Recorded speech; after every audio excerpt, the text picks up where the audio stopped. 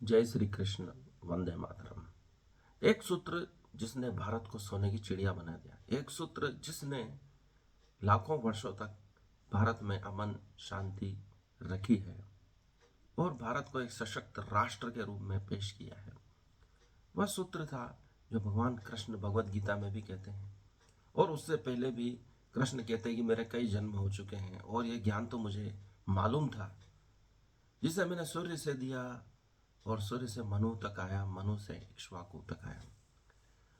वह सूत्र है कर्मण्येवाधिकारस्ते मा फलेषु कदाचन। इस सूत्र को जितना गलत आज समझा गया है उतना पहले कभी नहीं समझा है। कृष्ण कहते हैं कि कर्मण्येवाधिकारस्ते मा फलेषु कदाचन। इसी सूत्र के द्वारा भारत सोने की चिड़िया बना है। प्रमुख समाजशास्त्री वेबर कहते हैं कि भारत इसलिए गरीब है क्योंकि यहाँ गरीबी की महिमा का बखान किया गया है। यहाँ अहिंसा, गरीबी को स्वीकार किया गया है, उसे महत्वपूर्ण माना गया है, इसे आदर दिया गया, सम्मान दिया गया है। जबकि प्रोटेस्टेंट धर्म में समय पर उठना, समय पर काम करना और धन ब्याज से कमाना इत्यादि चीज़ों को महत्व दिया गया है। इसलिए पाश्चात्य में पूंजीवाद आया और वह इतना अमीर बना। लेकिन वेबर अगर भगवत गीता पढ़ता तो उसे मालूम पड़ता कि उसमें कर्म की जितनी सुंदर व्याख्या की है पूरे विश्व में आज तक कोई नहीं दे सका। कर्मण्येवाधिकारस्ते मा फलेषु कदाचन। इसी के बल पर भारत सोने की चिड़िया बना था।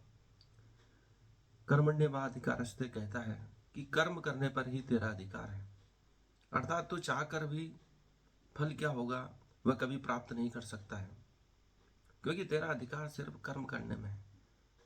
इस बात को प्रत्येक प्राणी जानता है कि मेरा अधिकार किस में है, लेकिन वह उन चीज़ों की आकांक्षा करता है जो उसके हाथ में नहीं है और लगातार उसी की चिंता में रत रहता है और दुखी रहता है। कृष्ण उस पूरी चिंता को ही काट देते हैं। जिस पे तेरा कोई अधिकार नहीं है उसकी चिंता करने की आवश्यकता भी नहीं है। उस आवश्यकता को समाप्त करने पे बल देते हैं जो उसके हाथ में नहीं है। उसके हाथ में क्या है? कर्म करना। और उस कर्म को 100% 100% सही तरीके से कब किया जा सकता है? जब तुम्हारा ध्यान उसी कर्म पर होगा। 100% ध्यान की उपलब्धि करवाना चाहते हैं कृष्ण अर्जुन को कि उसका ध्यान सिर्फ कर्म पर रहे। उसका कर्म है क्षत्रिय धर्म, उस पर वह ध्यान नहीं दे रहा है और वह अन्यत्र संन्यास मार्ग पर चलने को आतुर हो रहा है। उसी को रोकना चाहते हैं कृष्ण। वह कब होगा? जब हम अपने कर्म पर 100% ध्यान देंगे। उसमें फल की चिंता भी नहीं करना शामिल है और मनुष्य कर्म करने से पहले ही फल की चिंता करने लगता है। यह उसकी बीमारी है, यही समस्या है। यह कर्म कितने समय में पूरा होगा, फल मिलेगा या नहीं मिलेगा, हम जो कर रहे हैं उसका क्या परिणाम होगा, यह परिणाम सही होगा या नहीं होगा, कितनी ही कल्पनाएं कुकल्पनाएं हम करने लगते हैं। कृष्ण उन सभी कल्पनाओं को रोकना चाहते हैं और अपना ध्यान उस कर्म पर देना चाहते हैं जो हम कर रहे हैं। इसी की विद्या का नाम है भगवत गीता, कि जो आप कर रहे हैं 100% उसमें डूब जाए। स्वामी विवेकानंद ने यह सिद्ध किया। वह इतना ध्यान मग्न हो जाते थे और कर्म में रत हो जाते थे कि एक बार में ही 1 घंटे में 300 पृष्ठों की पुस्तक पढ़कर उसे एक पृष्ठ सहित उसे याद रख लेते थे। यह ध्यान की महिमा है। जब हम किसी कार्य को 100% उसी में डूबकर करते हैं तो वह इसी प्रकार सर्वश्रेष्ठ होता है।